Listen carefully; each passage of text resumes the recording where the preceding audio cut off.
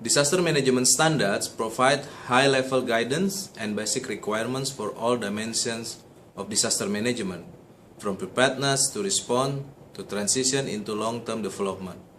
The emergency management system is about how of managing emergency responses. In a way, EMS is one resource that helps us achieve the standards for response. It is worth highlighting that disaster management standards are not just response standards. The standards apply to all parts of disaster management, from preparedness to response to transition. The standards guide high-level decision-making and outline basic requirements. Therefore, they allow flexibility for contextualization.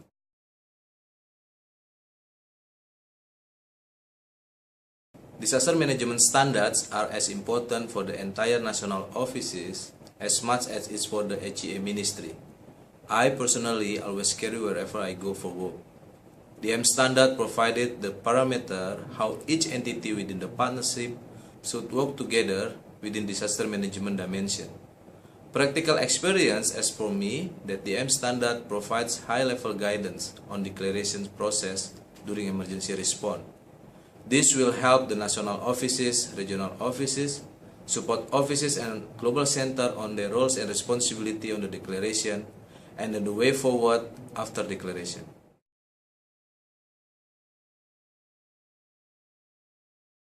What the EMS does offer, which we did not have in the past, is the organizational level agreement and clarity on functional roles and responsibilities within the response management and how all the functions fit within the response structure and how they relate to each other.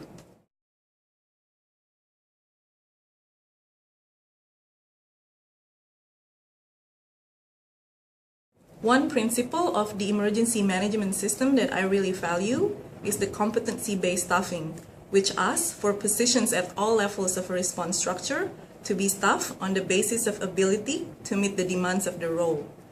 During an emergency, this principle authorizes the response management to place the right person in the right job, regardless of existing structures or seniority. This principle is also valuable for the preparedness phase, as it promotes competency-based capacity building at the national office level. My experience in applying emergency management system principles in emergency response vary from one response to the other. Practical example that I would like to share here is the span of control and unified command in my capacity as response manager. Working with too many bosses creates confusion on the operational level and can leave the field with no one in charge situation. Ensuring all position has clearly defined roles, set of responsibility, and is accountable to a single line manager will simplify works, reduce duplication, strengthen accountability on work deliverable, and will be able to achieve target. I personally appreciate understanding what are expected of different internal stakeholders in each dimension of disaster management. I also appreciate how the standards outline that good disaster management require input from all lines of ministry, sectors, and functions, and that it is not just the responsibility of the Humanitarian Emergency Affairs Unit.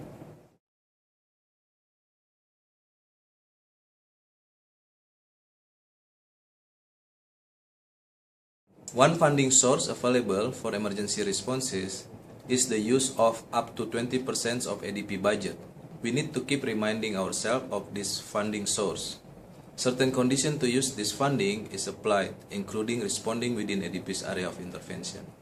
The National Emergency Preparedness Response Fund, or NEPRF, is one of the funding sources available for preparedness and rapid response activities at the national office level.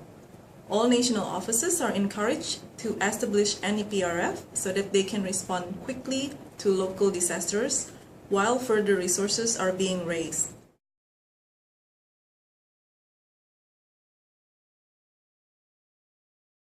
Each national office can determine the amount of its NEPRF funding based on the country risk context, and this amount has to be maintained.